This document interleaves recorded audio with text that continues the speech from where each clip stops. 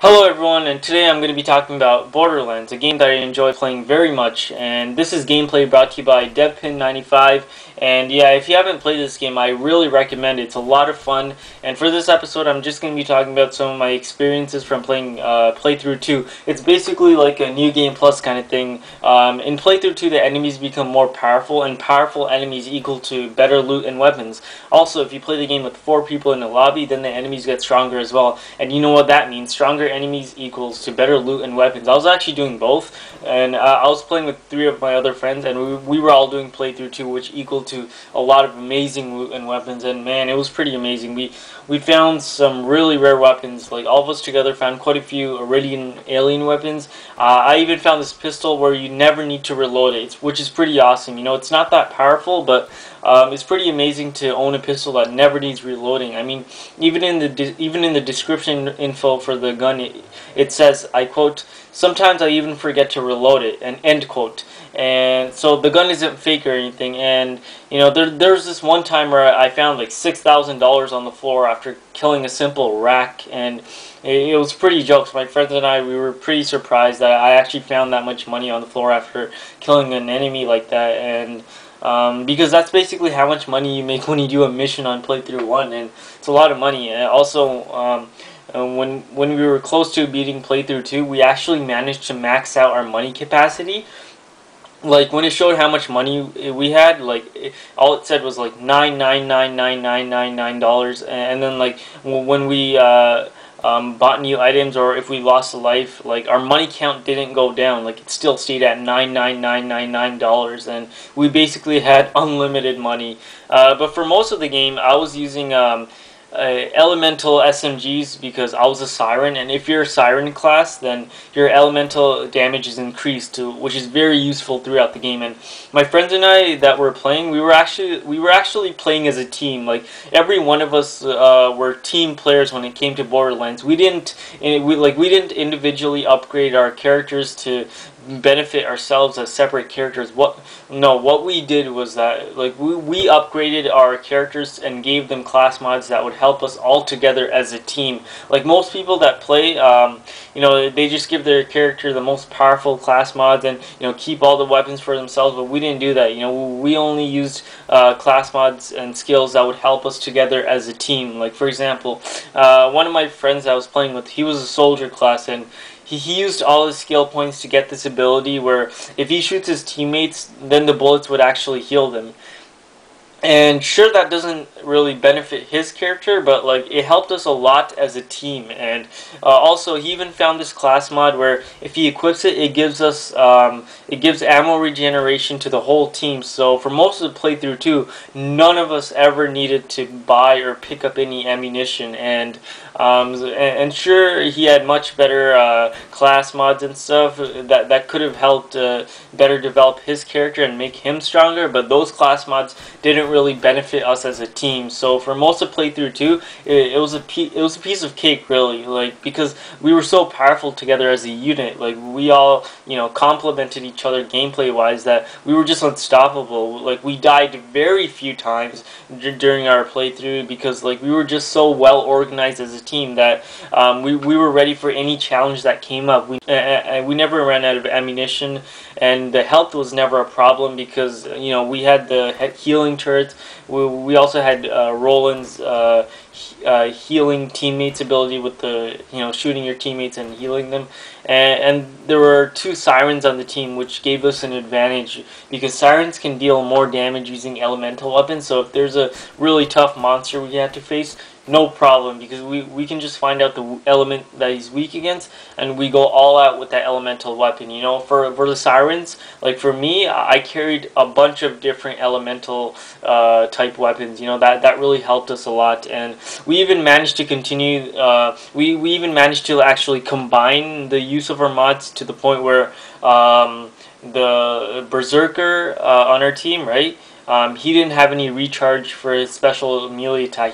Like, when he used his special melee attack, it did not have any recharge whatsoever. He could just use it unlimited, and that was really useful. And the game was easy for us because, like, we were all being team players. We were all we all played in a way where we helped out our teammates, and that's very important in Borderlands because the game is pretty hard. But because we chose to work together as a group, we pretty much managed to beat playthrough 2 every single story and side mission in just 4 days, and we're very proud of that.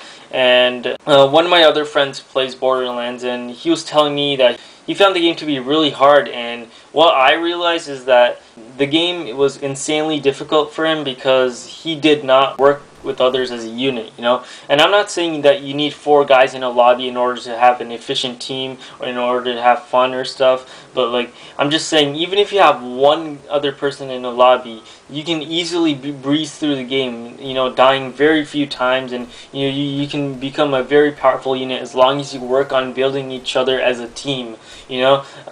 You can have 4 guys in one lobby, but that's not gonna make the game any easier, you know. If those 4 guys are just charging in with no strategy and just mindlessly shooting everything, then the game is gonna seem harder than it's supposed to be. I'd say that, you know, I'd say that having 2 guys playing the game as a unit is much more useful and efficient gameplay wise, rather than having a lobby consisting 4 guys not playing as a team at all. You know, that's just my opinion from experience.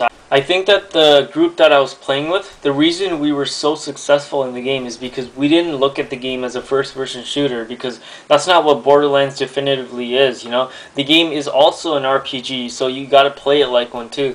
You gotta have your healer, your saboteur, your strong melee guy. You know, you also need to, you know, equip the right class mods, and you got to upgrade properly in a way that would benefit the whole team. And, you know, you have to know the weakness and resistances of your enemies and use the proper weapons to your advantage. Those are just some tips, you know. I just hope they help. Even more, I hope they encourage you guys to, you know, focus more on team building, you know.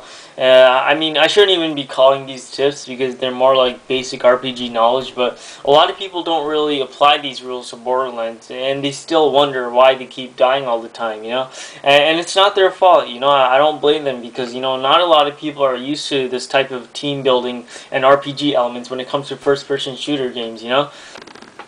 A lot of gamers these days are so used to the general sense of first-person shooter games like Call of Duty that, you know, when they play a game like Borderlands, they don't realize that you're not supposed to play this in a typical FPS manner. For Borderlands, I wouldn't even place this in the general first-person shooter category. Even though this game has first-person shooter gameplay, it still highly focuses on RPG elements like looting, skill building, and team building, where not a lot of that is heavily focused on a series like Call of Duty. And so a lot of gamers, unfortunately, start playing Borderlands not knowing how the game is meant to be played efficiently, you know?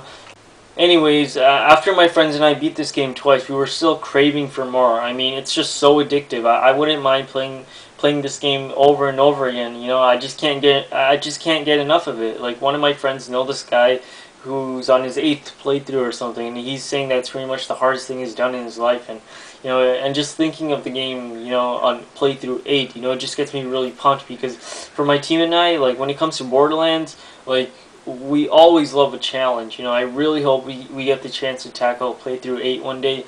You know, we didn't get through the DLCs though, you know, because I didn't have any of them. But once I get the money, you know, I plan on buying every DLC that comes out for Borderlands. I just can't get enough of my Borderlands, and the DLCs look really good too. Not just one of them, you know, all of them look amazing in my opinion. That's the thing. That's another thing I like about this game. You know, the DLC. It doesn't rip you off. Like when you pay your $10 worth of DLC for this game, you really get your money's worth. You know, you get awesome new missions and places to explore and new enemies. It just never gets old. Anyways, I hope this video was fun for you guys to watch, and you know, please write your thoughts in the comments. You know, I'd love to know. Tell me what your experiences are from playing, you know, playthrough 2, 3, 4, whichever one you're on. And, you know, tell me which DLC map is your favorite. You know, thank you so much for watching this. This is Canadian Turtle, and I'll see you guys next time. Goodbye.